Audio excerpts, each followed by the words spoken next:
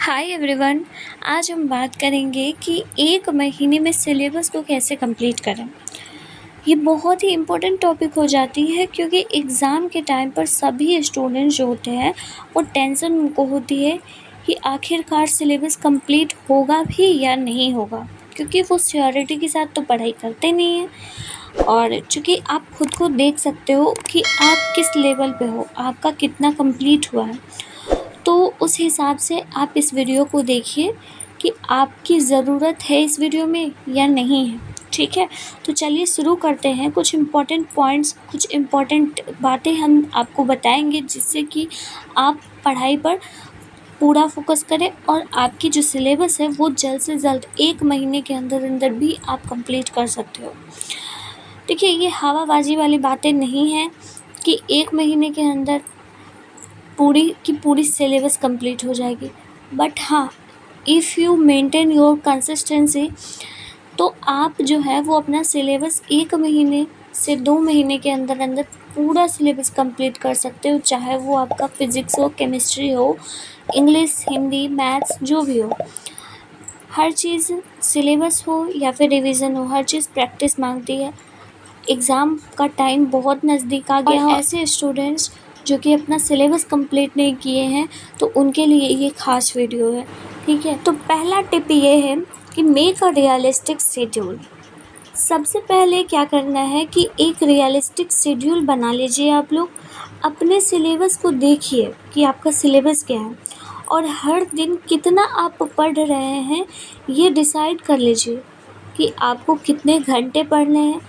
घंटों से मतलब अब आपको नहीं होना चाहिए। जब आप ये देख रहे हो कि जल्द से जल्द सिलेबस को कैसे कंप्लीट करें, तो आपको घंटों से नहीं मतलब होना चाहिए। आपने जितना शेड्यूल बनाया है उस शेड्यूल को आपको कंप्लीट करना है उस अपने एक दिन के अंदर, 24 घंटे के अंदर।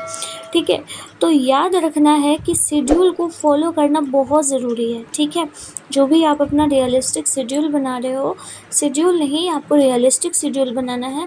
उसको कितना आपको ऑब्ज़र्व किए हो एक दिन के अंदर, वो आपको याद रखना है। ठीक है, अब अगर हम सेकंड टिप की बात करें तो आपको करना क्या है, स्टडी इन शॉर्ट बर्स्ट। मतलब क्या हुआ, लॉन्ग आवर स्टडी करने से दिमाग जो होता है वो थक जाता है।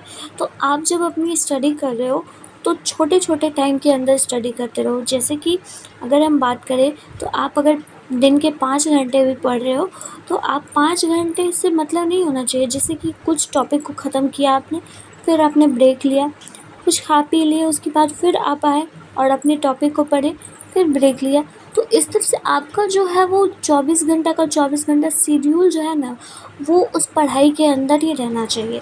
लेकिन ऐसा भी नहीं होना चाहिए कि आप दबाव में पढ़ रहे हो। मतलब आपको महसूस भी होना नहीं चाहिए कि आप सिर्फ़ और सिर्फ पढ़ाई ही कर रहे हो। अगर आप ब्रेक ले लेकर पढ़ाई करोगे, then I am damn sure कि आपको जो है वो पता भी नहीं चलेगा कि कब आपने इतनी पढ़ाई कर ली।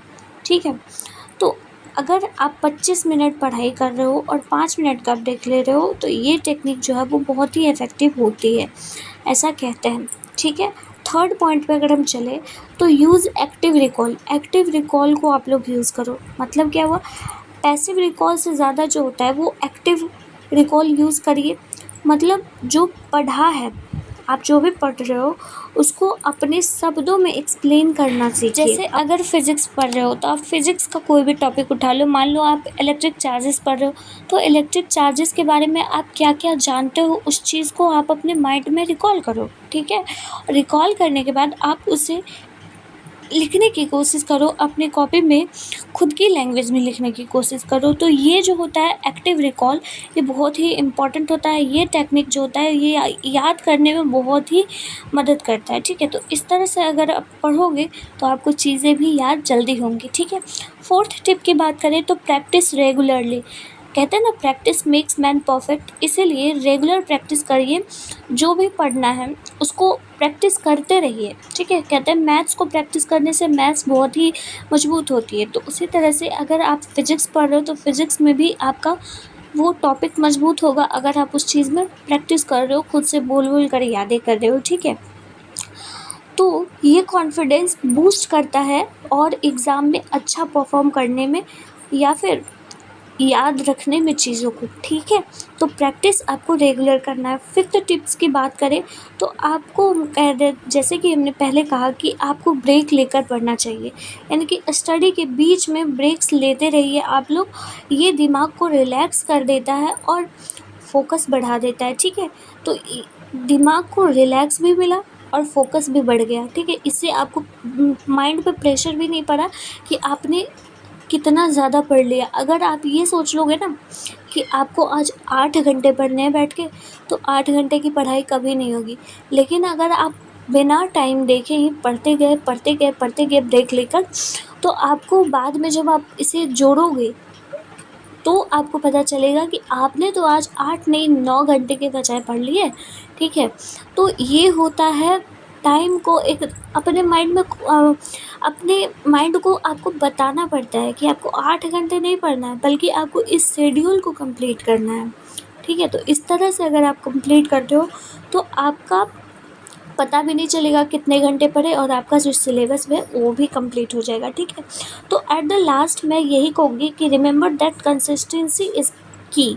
आप सब जानते हो कि कंसिस्टेंसी जो है वो की फैक्टर है आपको कहीं भी पहुंचाने में, ठीक है।